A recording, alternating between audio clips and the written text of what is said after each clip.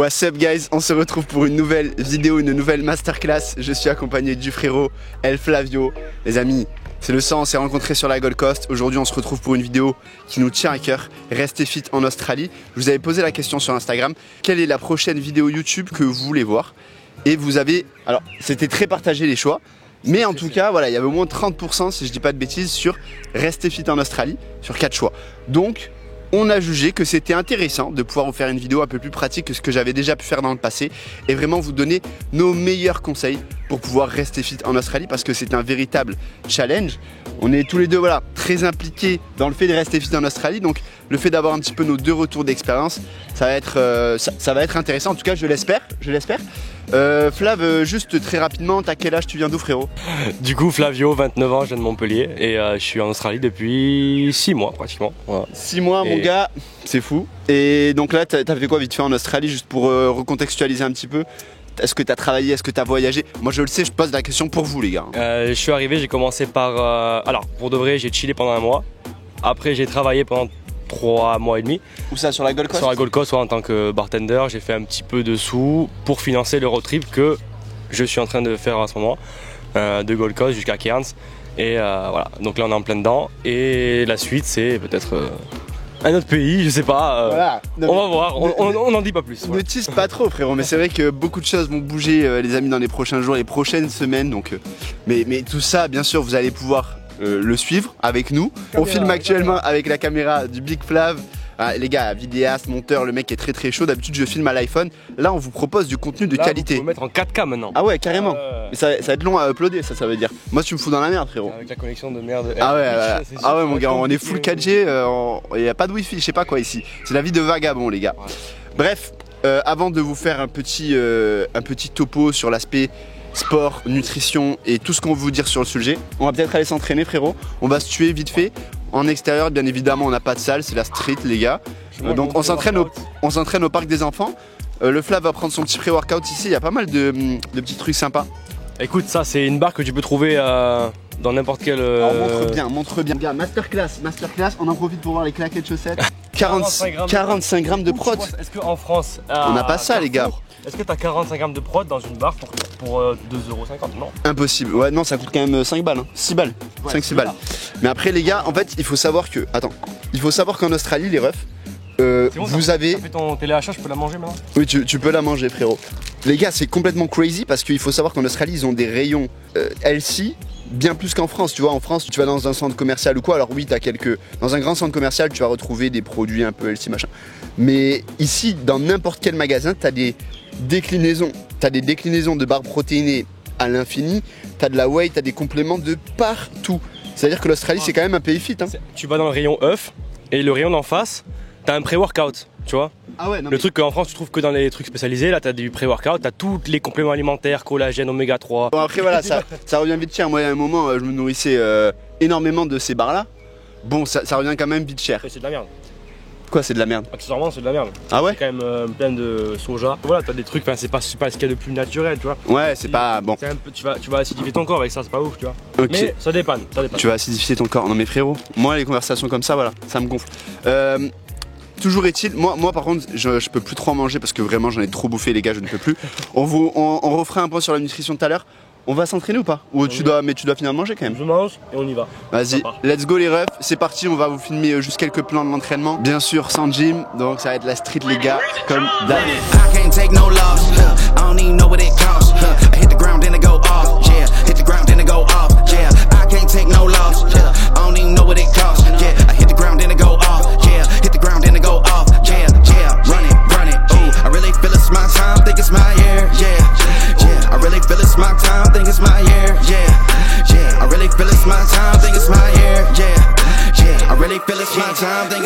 Les amis, on se retrouve après la séance d'entraînement. C'était incroyable, simple, efficace. On a dû s'entraîner, je sais pas, 40 minutes. On s'est buté les refs. Les amis, si on vous fait cette vidéo, c'est parce que c'est important. Restez fit en Australie et tout sauf une mince affaire. Et le premier point que j'aimerais aborder pour démarrer cette vidéo, c'est la flexibilité. Il faut que vous preniez conscience d'une chose, c'est qu'en arrivant en Australie, vous allez être en constant mouvement. Vous allez être constamment en train de rencontrer des nouvelles personnes, envie de bouger à tel endroit, tel endroit. Et donc, si déjà dans votre tête, vous n'êtes pas prêt à être flexible, ça va être très compliqué. Vous n'atteindrez pas la perfection, ou du moins ça va être très compliqué d'avoir la même stabilité qu'en France, parce que c'est la nature même du voyage, c'est le fait d'être en mouvement, et quand vous êtes en mouvement, vous n'avez pas la même stabilité, tout devient de suite plus compliqué. Est-ce que le fait que ça soit compliqué veut dire que c'est impossible? Absolument pas les amis. Ça fait bientôt 1 an et demi que je suis en Australie, 1 an et demi que je continue de m'entraîner, des périodes où je m'entraîne 7-7 comme en ce moment par exemple, et ça c'est des périodes incroyables, et ça veut dire que peu importe où vous êtes, même si vous êtes en mouvement, en voyage, vous continuez de vous entraîner, que ça soit en gym ou même comme on vient de le faire sur un petit parc pour enfants, peu importe les gars. Et puis il y a des périodes où je me suis entraîné peut-être une fois par semaine, même ça m'est arrivé des semaines de pas m'entraîner. Et ce que je veux vous faire comprendre par là, c'est que c'est ok si vous avez votre objectif long terme. On s'entraîne pas une semaine, 2 semaines juste pour avoir des résultats vite fait. On s'entraîne pour se sentir bien, on s'entraîne pour maintenir aussi un corps dans lequel on se sent bien. Et les amis, c'est vraiment possible en Australie. Justement, Flavio, il est dans la même optique. Et ce qui est marrant, c'est qu'on a 2 approches qui sont quand même assez différentes. Où lui, par exemple, Flavio, pour vous donner un exemple, c'est quelqu'un qui va aimer cuisiner vraiment healthy, il boit vraiment que de l'eau minérale, enfin il est très à cheval sur plein de petits principes, là où moi j'ai l'impression d'être tout le temps en mouvement, tout le temps au milieu du chaos, et donc je dois tout le temps m'adapter. Mes repas c'est souvent thon, concombre, nouilles chinoises, ça va être des barres protéinées par-ci par-là, un shaker, mais ça va être vraiment très freestyle, mais toujours avec la conscience d'une chose, et on vient sur le deuxième aspect qui est la nutrition. Il y a quelques principes qui sont extrêmement simples à respecter en fonction de votre objectif évidemment.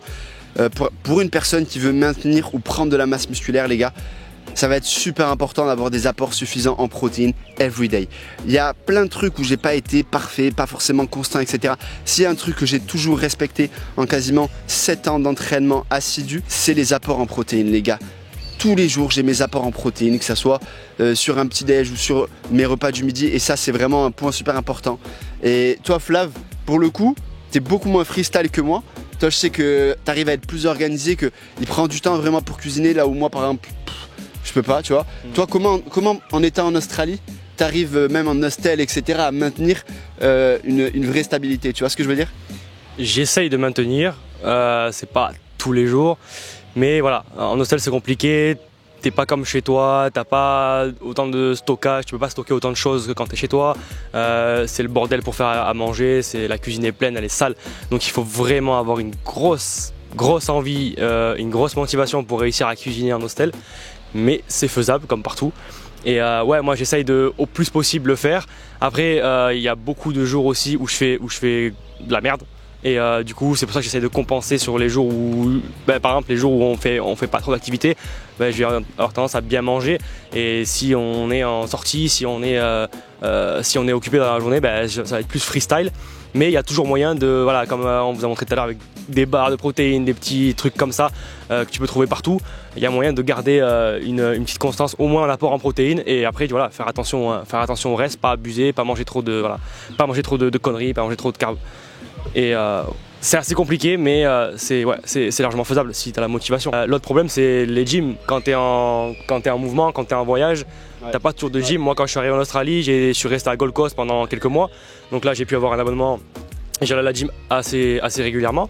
Mais depuis que là je suis parti pendant un mois en road trip, t'arrives, tu restes 2-3 jours à un endroit, une semaine, t'as pas le temps de t'abonner à la salle parce que ça coûte très cher et que voilà, des fois tu restes pas assez longtemps. Et donc là il faut improviser. Il n'y a pas tant que ça de parc de street, je trouve. Ça c'est très bizarre parce que autant tu trouves des trucs protéinés partout, mais autant il n'y a pas 2 barres parallèles quoi. Ouais, là par exemple, ça dépend des lieux, tu vois. Là par exemple à Early Beach, tu vois, c'est vrai que c'est le cas. Là on est obligé de s'entraîner au parc pour enfants, tu vois. Ouais. Mais il y a d'autres endroits.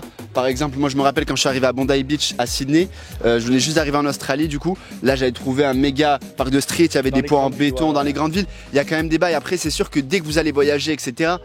Dans des petits, c'est près de le long de la côte, c'est à plein de petites villes, Agnes Water, etc.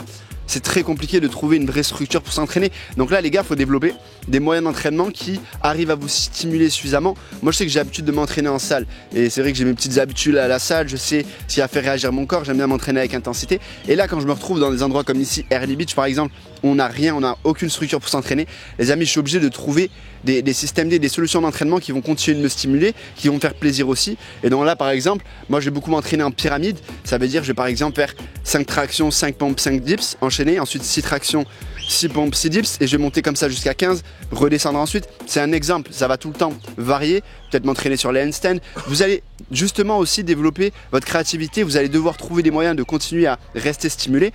Et ça c'est super important parce que si vous vous faites chier, et je dis le terme parce que c'est vrai, si vous faites chier dans votre entraînement, ça va être très compliqué de continuer. Ouais, c'est vrai que tu vois, pour le coup, moi au début du road trip je faisais beaucoup de street, mais donc pas forcément avec les équipements nécessaires, donc dans des parcs un petit peu quand on était là, et c'est vite très lassant, hein, pompe, dips, voilà, t'en as marre très vite.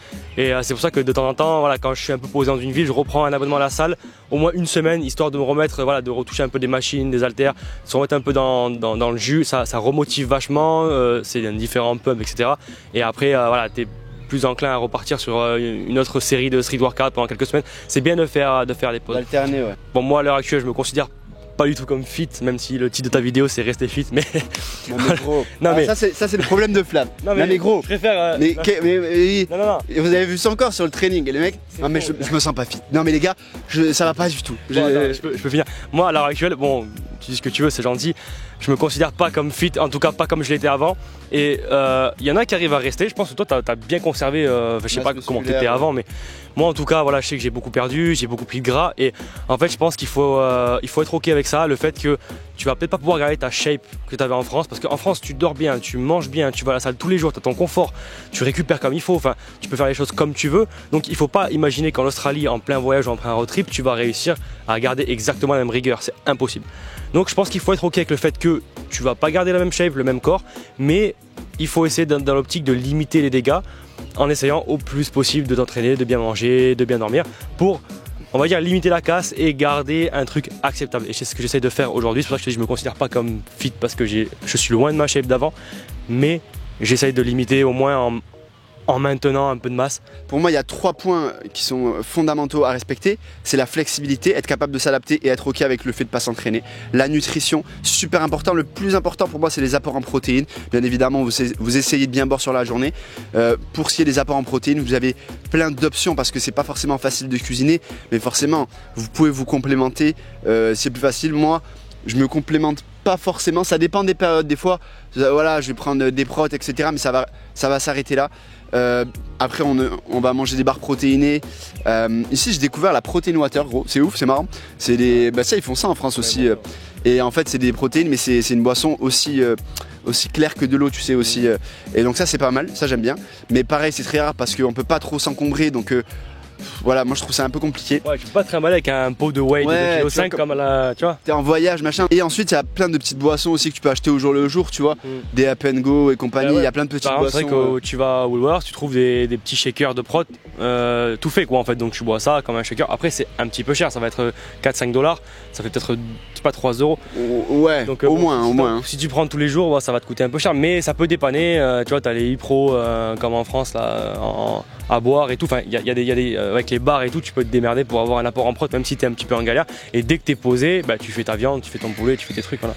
Et là, ça tombe bien qu'on parle de prix parce que c'est un budget aussi de rester fit en Australie, que ce soit pour son alimentation. Je sais pas si vous mangez de la viande ou pas, mais forcément, c'est un budget. Vous savez qu'ici, le style de vie coûte quand même assez cher. Et là, on en vient au point du prix de la salle parce que moi, par exemple, je me suis entraîné quand même 80% du temps en Australie en salle. Le street workout, tout ça, c'était plus pour dépanner dans des périodes de transition. Mais quand j'étais un mois dans une ville, par exemple, j'allais directement m'entraîner en salle. Et on en vient au point du budget où c'est vrai que ça coûte assez cher de s'entraîner ici. Si vous voulez vous entraîner pendant un mois à la salle de sport, ça peut très vite monter à 150, 180 $ pour un mois d'entraînement, les gars. Donc c'est aussi une question de priorité. Moi, je sais que quand je m'entraîne, je me sens bien dans ma tête, j'ai un esprit clair et ça me donne de la motivation dans plein d'autres aspects de ma vie. Donc moi, que ça coûte 100 $, 150, 200 $, en vrai, c'est ma priorité avant même d'autres choses en fait. Donc c'est aussi, est-ce que vous le voulez vraiment? Est-ce que vous avez vraiment envie d'être en forme, de vous sentir bien? Ou est-ce que pour vous c'est secondaire et c'est juste, ouais j'aimerais bien, voilà, être fit? Non, ça marche pas les gars. C'est aussi une question de priorité, de détermination, de discipline. C'est super important.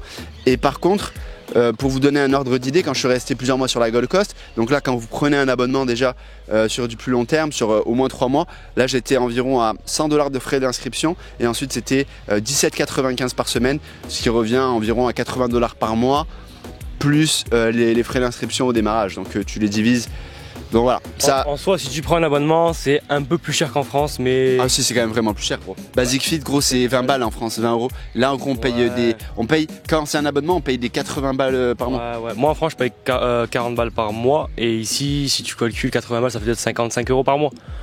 C'est un peu plus cher, mais ça va. Ce qui est vraiment cher, c'est quand tu veux prendre juste une semaine ou juste un mois. Là, c'est hors de prix. Et quand tu travailles et que tu es en road trip, tu t'arrêtes 2 semaines dans une ville, tu veux prendre 2 semaines, bah, c'est 120 balles, quoi. Tu vois. Là, ça fait cher.